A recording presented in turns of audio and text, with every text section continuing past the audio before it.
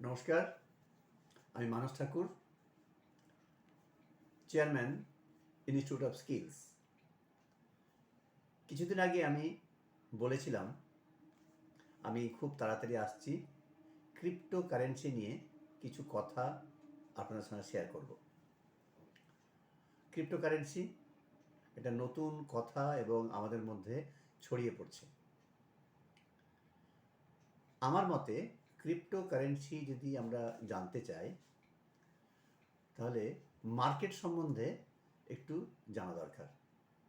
মার্কেটটা কী এবং মার্কেটের প্রধান প্যারামিটার কী কী। মার্কেট আমাদের একটা এমন জায়গা যেখানে ক্রেতা বিক্রেতা, পারচেজার এবং সেলার থাকবেই। আইদার গুডস অর সার্ভিস আমরা কেনাবেচা করব।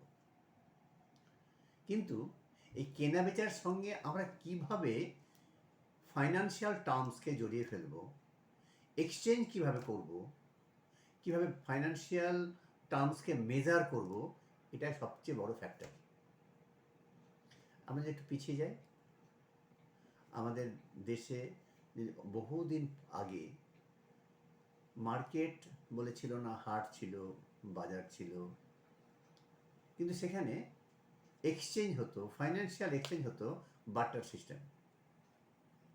বার্টার সিস্টেমে যখন আমরা এক্সচেঞ্জ করতাম তখন অনেক সমস্যার আমরা সম্মুখীন হতাম।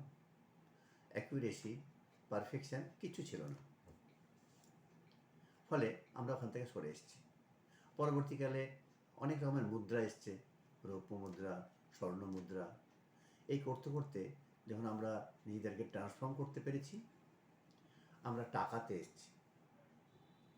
টাকার পয়সা এগুলো দিয়ে আমরা মেজার করতে শিখেছি। অন্য দেশ একইভাবে ডলার, পাউন্ড, অনেক কিছু হবে, রুপি, সব কিছু নিয়ে এসছে। কিন্তু এই যে ট্রান্সফরমেশান, এই যে চেঞ্জ, ফাইন্যান্সিয়াল এক্সচেঞ্জ যেভাবে হচ্ছে, চেঞ্জ হচ্ছে, সেই চেঞ্জটাকে আমরা কতভাবে অ্যাকসেপ্ট করতে পারছি। আজকের দিনে আমরা যদি মার্কেট বলি, সেই মার্কেটটা কিন্তু গ্লোবালাইজ মার্কেট। আমরা এখানে বসে বিদেশি জিনিস কিনতে পারি, আবার এখানে বসেই বিদেশে জিনিস পাঠাতে পারি। তাহলে আমাদেরকে পেমেন্ট কিভাবে করা হবে, সেই পেমেন্টের প্রসিডিওরটা আমরা একটু জানার চেষ্টা করছি। একটা সময় ছিল বা এখনও আছে যেখানে ডলারের খুব দাম, পাউন্ডের খুব দাম, টাকার দাম কম। তারও অনেক কারণ আছে। কিন্তু ভারত যত, আমাদের দেশ যত উন্নত হচ্ছে, তত গ্লোবালাইজ মার্কেটে এই চ্যালেঞ্জটা অ্যাকসেপ্ট করে ফেলছে।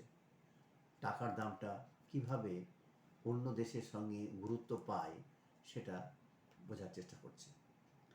আর এই পরিস্থিতিতে যখন সব কিছু হচ্ছে অনলাইন, ইন্টারনেট, ই প্রসেসের মধ্যে দিয়ে, সেখানে আজকের দিনে টাকা, ফিজিক্যাল টাকার ভ্যালু আস্তে আস্তে কমতে আরম্ভ করছে। আমরা কেউ আর টাকা হাতে করে বা ব্যাগে করে নিয়ে এ প্রান্ত থেকে সে প্রান্ত যাই না। তাহলে ব্যাংকিং ট্রানজ্যাকশান হচ্ছে সেটা ই ফর্মে। তখনই এলো আমরা ই রুপিতে কীভাবে ট্রান্সফার করব।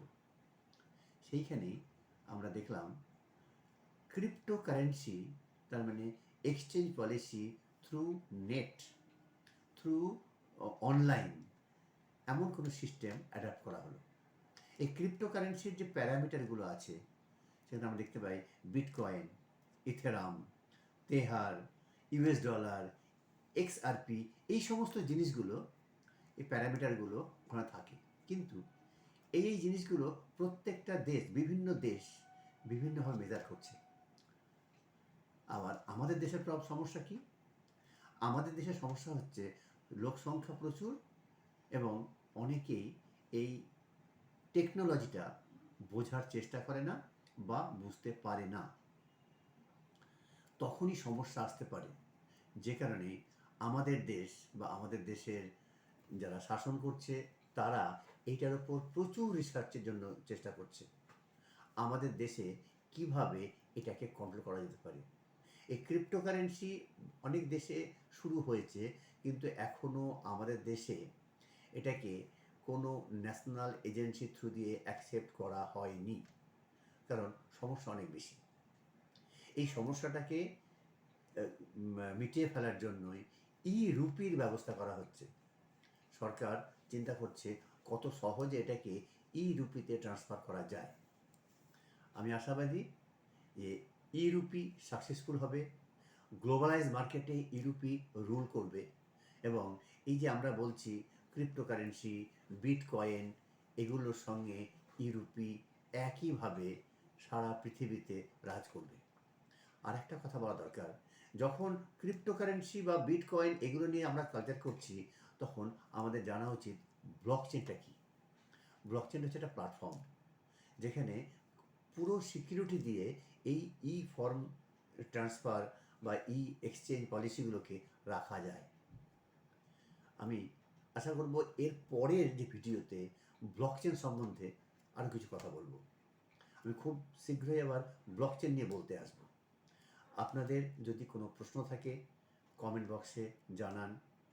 কমেন্ট বক্সে আপনাদের জানালে আমরাও যেমন আমাদের উপকার হবে, আপনাদের উপকার হবে একইভাবে। আমি আবার তাড়াতাড়ি আসবো। নমস্কার সবাইকে।